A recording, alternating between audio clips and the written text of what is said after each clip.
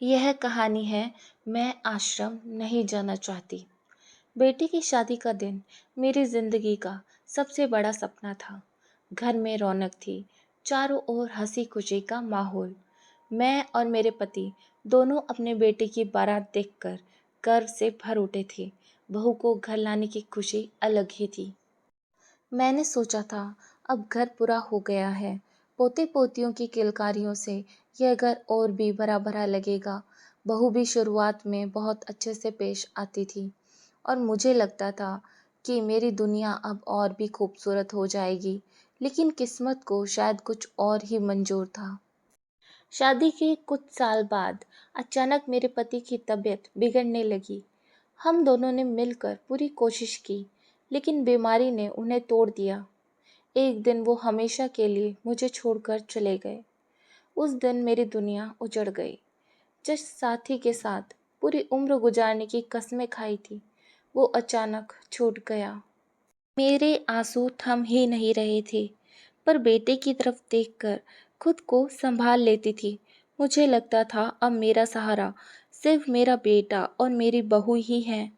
लेकिन मुझे क्या पता था कि पति के जाने के बाद मेरी असली परीक्षा शुरू होगी। बुढ़ापे की मजबूरी। पति के देहांत के बाद मैं अपने बेटे के साथ रहने लगी। शुरू शुरू में सब ठीक था, लेकिन धीरे धीरे बहू का असली रूप सामने आने लगा। बेटे के दिल में भी कुछ बातें बदलने लगी। मुझे साफ दिखने लगा वो दोनों चाहते हैं मैं वृद्धा आश्रम चली जाऊं। मैंने कभी सोचा भी नहीं था कि ऐसा दिन भी देखना पड़ेगा, लेकिन चुप रहती, क्योंकि मेरे पोते पोती की झलक मुझे जीने की वजह देती थी।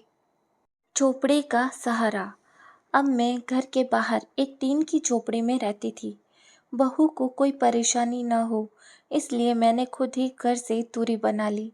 बेटे ने थोड़ा बहुत सहारा दिया, ऊपर टीन की चादर डलवा दी और कभी कभार थोड़ा राशन भी दे देता। उसी से मैं अपना गुजारा कर लेती। सुबह जब बेटा नौकरी पर जाता और बच्चे स्कूल जाते, तो उन्हें आते जाते देखना ही मेरी सबसे बड़ी खुशी होती। पति के पुराने दोस्त की मुलाकात। एक दिन मेरे पति के पुराने मित्र मिलने आए। उनकी हालत भी मेरी ही तरह थी। पत्नी का देहांत हो चुका था। पैर की बीमारी से चलना फिरना मुश्किल था।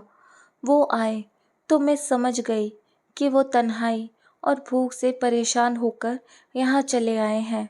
मैंने उनके लिए खाना बनाया और खिलाया।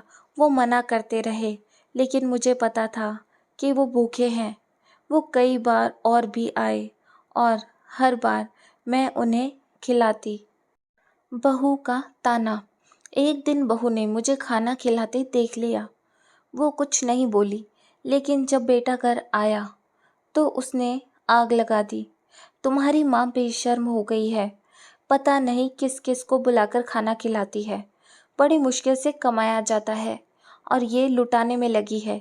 इनका राशन बंद कर दो, भूखी रहेंगी तो समझ आ जाएगा।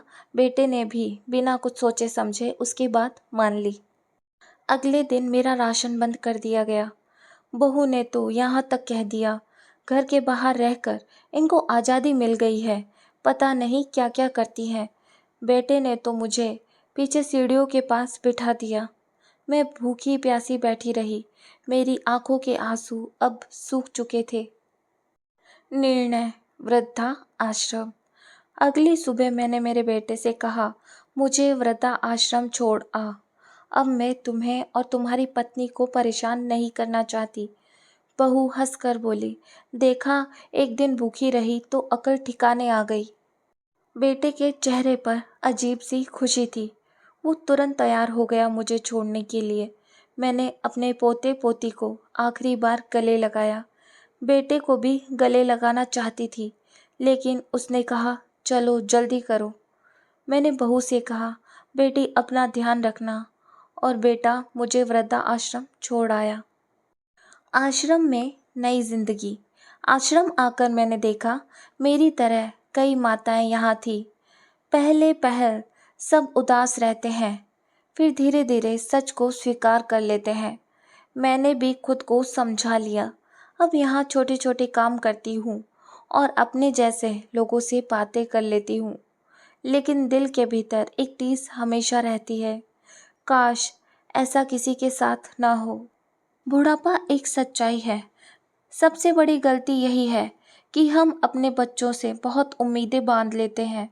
असल में सच्ची शांति तब मिलती है जब इंसान अपनी उम्मीदों को कम कर देता है।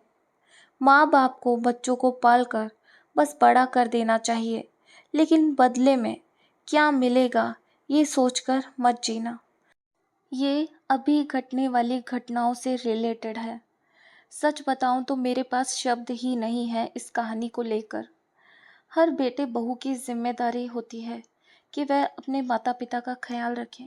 यहाँ तक कि बेटी और दामाद की भी जिम्मेदारी होती है कि अगर बेटा ध्यान नहीं रख रहा है तो बेटी और दामाद ध्यान रखें।